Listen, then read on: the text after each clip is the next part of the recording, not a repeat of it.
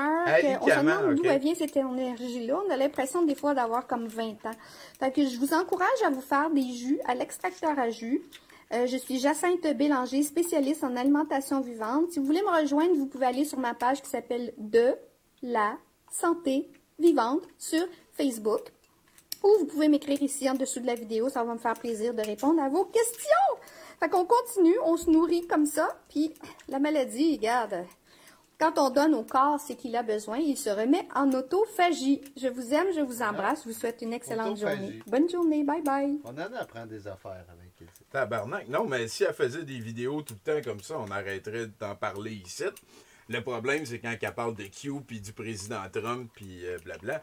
Cette semaine, il y a encore une réalité parallèle qui existe. Il y a des gens qui pensent, on l'a mis dans un clip au tout début, on l'a checké au douteux la nuit dernière, on a mis le clip, c'est ce que j'ai découpé, mais il y a des gens comme Jacinthe qui pensent, elle nous l'a appris d'ailleurs il y a quelques semaines, moi c'est ma phrase préférée de l'année, ben, en fait elle était égalité avec la phrase de Jacinthe, là. Par Jacinthe, elle a dit à un moment donné, quand elle revenait du ski, elle a dit « Les arrestations, c'est bien parce que ça vous protège. » Non, elle a dit « Le couvre-feu, c'est bien parce qu'il y a tellement d'arrestations, c'est pour vous protéger. » Fait que Jacinthe, elle pense qu'il y a tellement de pédosatanistes qui se font arrêter que si tu avais été comme dans la rue, là, tu marches, puis là, il y a comme un wagon de pédosatanistes qui passe, puis là, il te voit marcher, puis il aurait fait « Ah! On va l'arrêter, lui. » Jacinthe, elle pense que c'est ça qui se passe. Comme dans une démocratie. Et entre autres, il y a d'autres personnes qui pensent ça. C'est une des fringes les plus hardcore. J'ai lu aussi à quelque part, à un moment donné, que dans le fond, ce qu'ils ont fait, c'est qu'ils ont enlevé la face de Donald Trump, ils ont enlevé la face de Biden, puis ils ont switcheroo. Ils ont mis la face de l'un sur la face de l'autre. Et comme ça, quand on a vu l'inauguration, c'était Biden, mais dans le fond, c'était Trump. Puis le procès qu'il va avoir de Trump, ben dans le fond, ça va être Biden qui va être jugé pour toute sa nombreuse pédophilie. Ils vont faire un film là-dessus. Double identité 2. Ouais, c'est ça.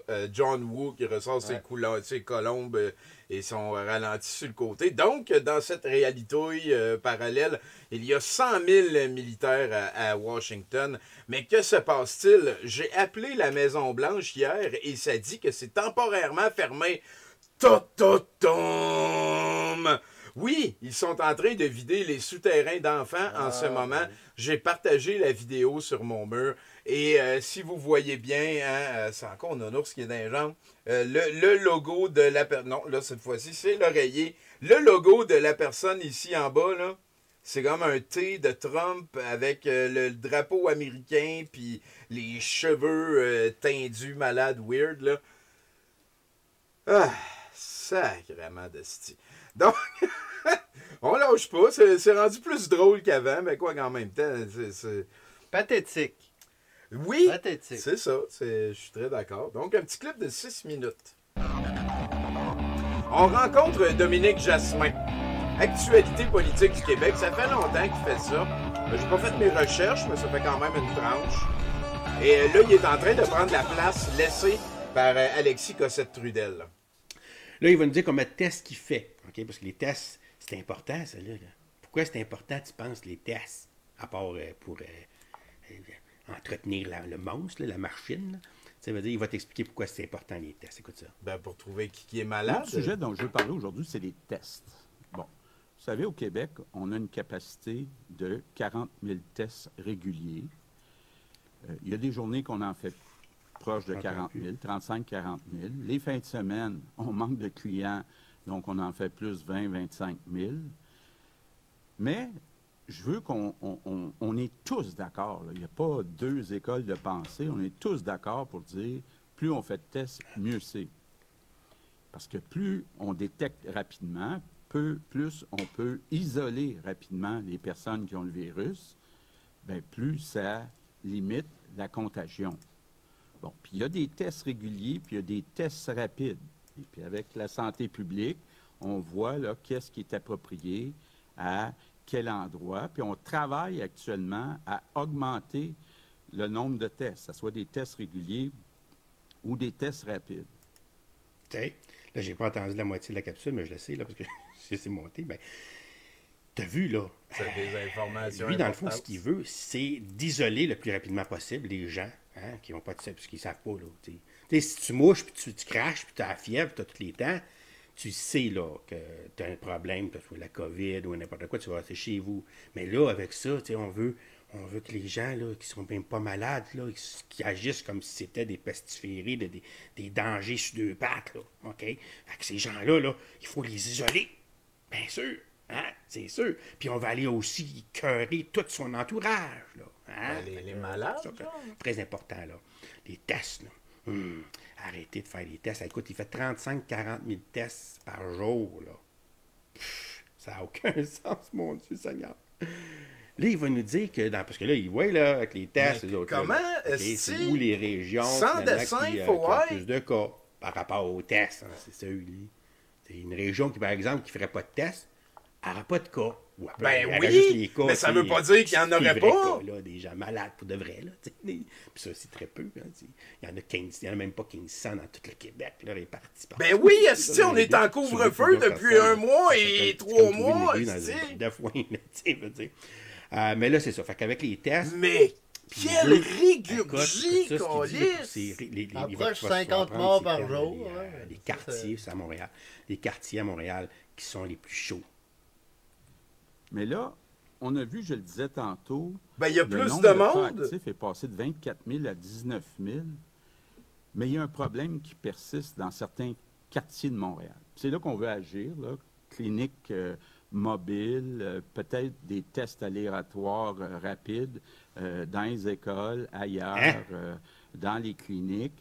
Mais il y a 4 quartiers à Montréal. Ah, lui, les enfants, hein, ben oui. Hey, dans les écoles, là, on va pouvoir aller violer vos enfants. Par 100 000 habitants. C'est le seul endroit dans tout le Québec où on a c'est 12 moins que ça. cas actifs par 100 000 habitants. Donc, c'est Saint-Léonard, Saint-Michel, ben, tant mieux! Montréal-Nord, nord de l'île Saint-Laurent et Rivière-des-Prairies, Anjou, Montréal-Est. Donc, première chose que je demande, évidemment, c'est à toutes les personnes qui habitent ces 4 quartiers-là, c'est encore plus important, si vous avez des symptômes, d'aller vous faire tester. C'est possible dans les prochains jours qu'on demande à vous tester, là, même si vous n'avez pas de symptômes, avec des tests rapides ou des tests réguliers. Martin, il y a un problème de santé dans l'œil. Dans ces 4 quartiers-là. Et donc, on est content de voir que dans le reste du Québec, la situation semble s'améliorer. Oui, mais je pense que il reste un problème dans ces 4 quartiers. Hey, moi, ce que je retiens de ce qu'elle dit là, à 450 plus 100 000 habitants. OK, wow, c'est... Aïe, aïe. Il n'y a pas 10 000 là, cas, là. Tu sais, ça serait 10 000, 10 je vois, là. 1 c'est 1000. C'est la moitié d'1 ça serait 500. Là. Écoute, c'est des chiffres tellement ridicules. Mais là, lui, c'est grave. Tout est grave. Avec lui, il connaît ça. Et là, ce que je retiens, c'est qu'il dit, on va aller dans les écoles, on va arriver là, aléatoirement comme ça, puis vous allez vous faire tester, là. Mais quel tapon, colis! Hey, pas à l'école, mais moi, quand ça, là, j'écris une note demain matin à mon directeur, il est hors de question que tu fasses des tests à mes enfants, toi. Puis je les envoie à l'école, puis t'es prêt, puis tu leur dis, OK, c'est aujourd'hui, c'est le test. Non, c'est ça, tu le renvoies à la maison, OK? Il veut pas... non.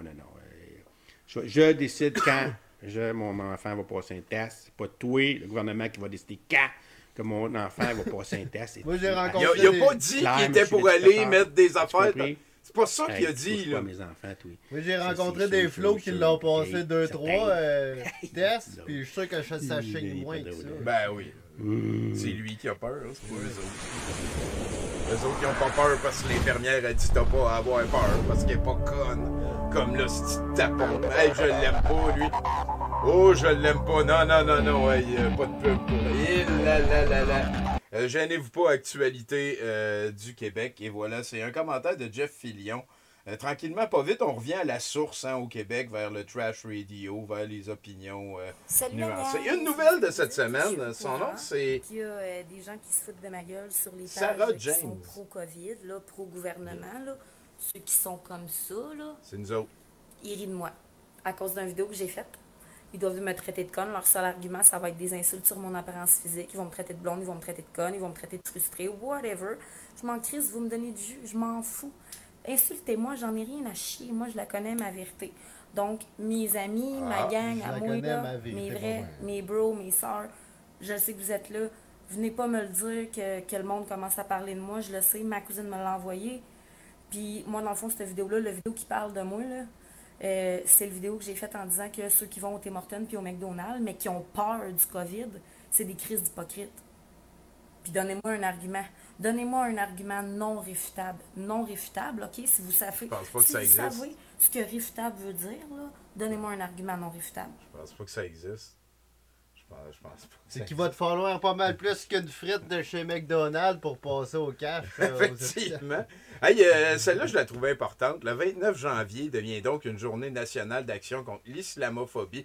C'est Éric Duhem qui écrit ça. Le jour de la commémoration de la tuerie à la mosquée de Québec. Nous sommes de tout cœur avec les familles et les proches des 6 victimes d'Alexandre Bissonnette pour leur offrir sympathie et support.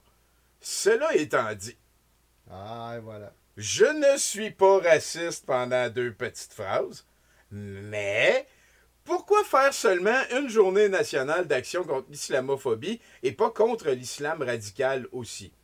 Le 15 janvier 2016, 6 personnes de la région de Québec étaient tuées par des islamistes au Burkina Faso.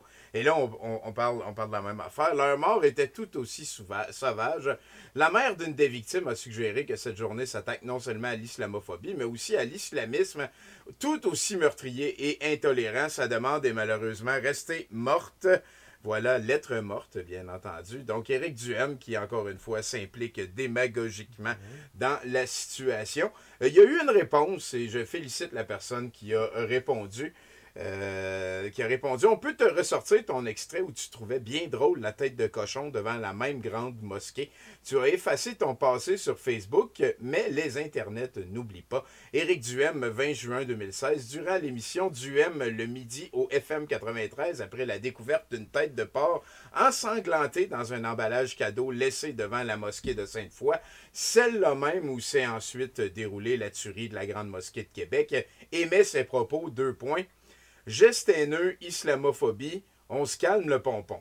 C'est écrit où dans le code criminel que j'ai pas le droit de donner une tête de cochon? C'est peut-être une joke niaiseuse, c'est un peu ridicule. En quoi c'est de la haine? Demande Asti.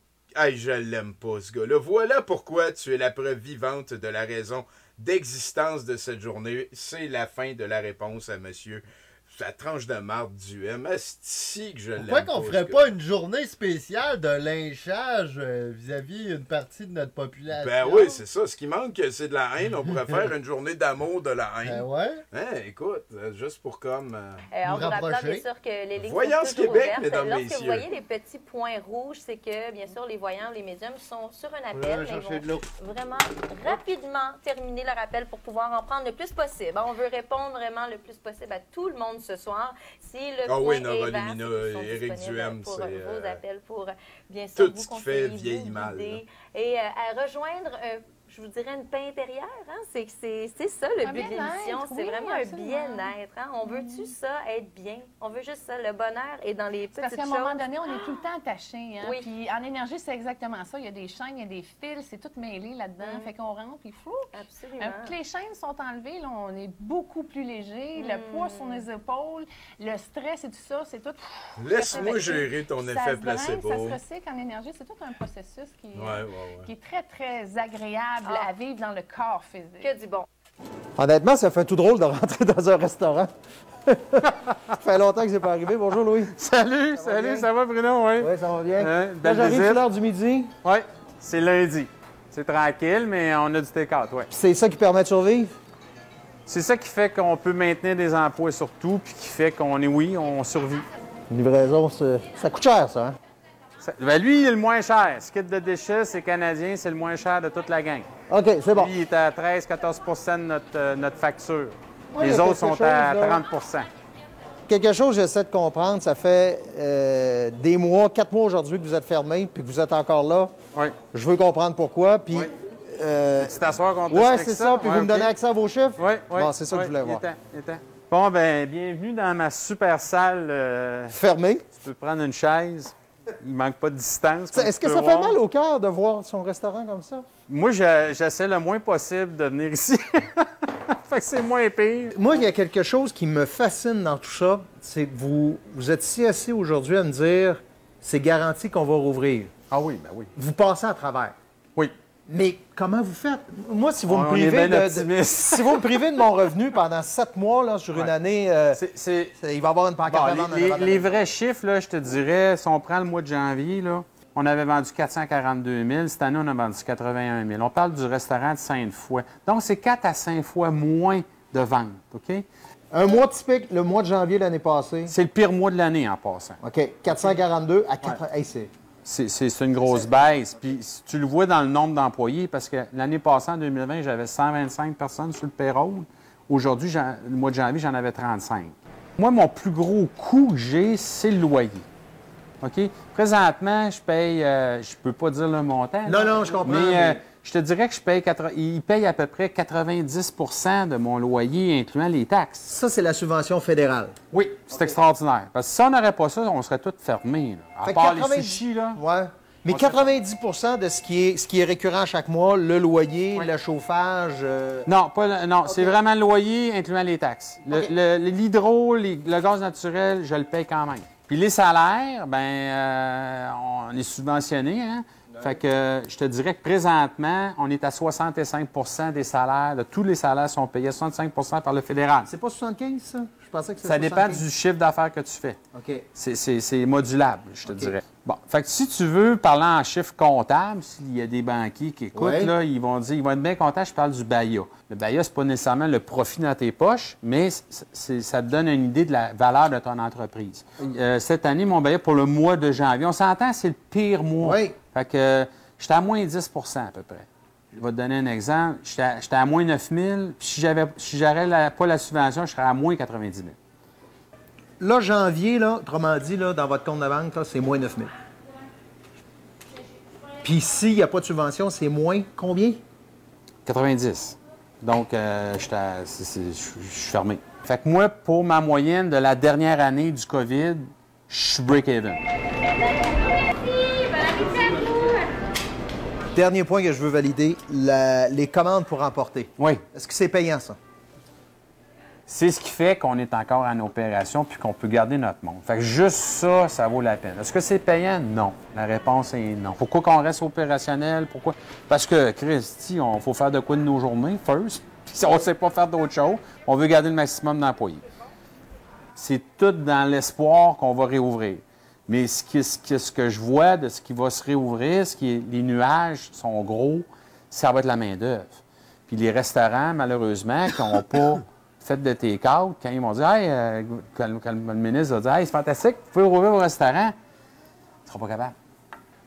Je te donner un exemple, j'ai une offre d'emploi, ceux qui sont intéressés, assez intéressante, cuisinier, temps plein. Depuis 2 semaines dans le journal, j'ai eu 0 demande.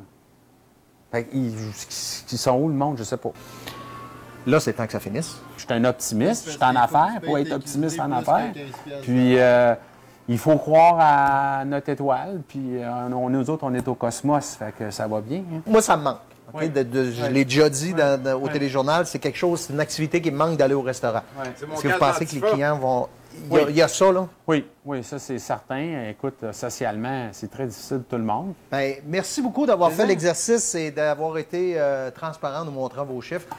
On n'est pas une firme comptable, on n'est pas en train de... Non, mais reviens-nous dans 2 ans, je vais te montrer des chiffres positifs. C'est bon. Merci beaucoup. Plaisir. Je trouvais important de... Je ne l'ai pas écouté avant de le découvrir avec vous, ce clip-là. Je trouvais ça quand même pas pire. C'est un bon update. Moi, je connais quand même pas mal de gens dans l'industrie. J'ai été dans la restauration pendant une 15aine d'années, sinon 20.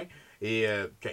Et voilà, hein, de voir que j'appartiens à une société qui considère assez les temps de crise pour investir. Je trouve que le trickle-down était beau, là, que le gars, il acceptait ses pertes, puis qu'il acceptait de runner à tiède pour garder de la job pour les autres. Je Je suis fier de tout le monde impliqué dans le processus. Et ça me ramène à une phrase que je dis quand même assez souvent. Je pense qu'il faut surtout pas nier tous les acquis de nos ancêtres puis du reste. Il faut remettre en question les traditions. Mais on est vraiment à quelques petites améliorations d'avoir un Christ de bon système. J'ai confiance en ça. Puis ben, quand je vois puis je dis pas que c'est pas à améliorer ce qu'on vient de voir, je dis que je suis content qu'il y ait un propriétaire de restaurant en temps de pandémie qui peut faire ça intelligent, qui peut continuer à avoir des clients, à faire runner du monde, qui prend sur lui aussi. Voilà, je suis content. C'est quoi ton opinion, toi, Chinook? C'est sûr. Et voilà, on l'a eu de Chinook. Ça, ici, c'est Jacinthe qui ça décrit un petit peu le clip que je vous parlais tantôt de Douteux la nuit, l'extrait. C'est assez facile à trouver sur la page de douteux.org de Facebook. C'est la nouvelle liste de gens qui ont été arrêtés et fusillés puis tout. Ce qui explique, dans le fond, pourquoi pour Jacinthe maintenant et les personnes qui pensent comme elle, à toutes les fois qu'on voit, mettons, Barry, j'ai oublié son nom, j'aurais dû prendre n'importe quel autre, Fauci à TV, ou Obama, ou Chuck Schumer, ou Bill Gates, ça veut dire que c'est maintenant un acteur, parce que les vraies personnes ont été fusillées, parce que Trump a gagné, loi martiale all the way, puis les Rangan, hein? Les Rangan, hein? Je ne sais pas si c'est ce que je suis plate, mais ici au Saguenay, le 3/4 des commerces n'avaient même pas de site web ou de page Facebook avant la pandémie. Ouais, effectivement. Donc, c'est notre 35 minutes. Bienvenue sur Radio-Québec. Les Québécois. Obama, il est mort.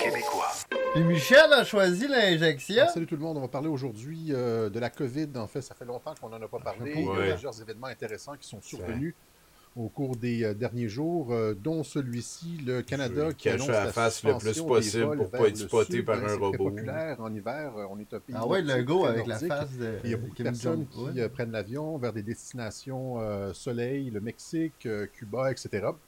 Et là, à Ottawa, ils nous ont fait croire qu'il y avait un danger de contamination. On va voir que c'est absolument pas le cas. Et donc, il interdit les vols vers le sud. Les compagnies canadiennes, Air Transat et Air Canada, ont suspendu leur connexion vers le sud.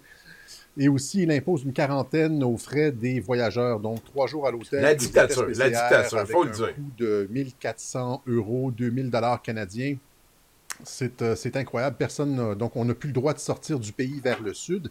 Et là, on se demande à quoi ça rime tout ça, puisqu'il n'y a pas réellement danger de contamination. On va le voir dans quelques instants. Les destinations du sud ont moins de cas de COVID que nous, on en a ici au Canada. Et donc, on est à se poser la question, est-ce que c'est une opération psychologique pour briser les gens, qui s'ajoute au confinement, au masque, au couvre-feu. Et là, maintenant, on n'a même plus le droit de sortir du pays. On est, essentiellement devenu une prison.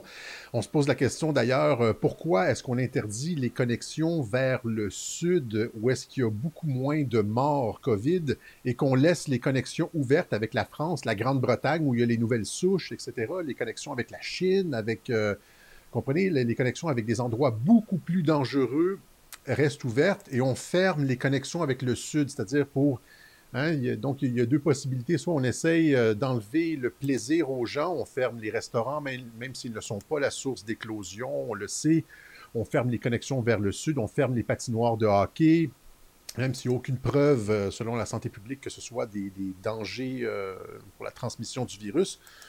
On ferme, on emprisonne les gens psychologiquement.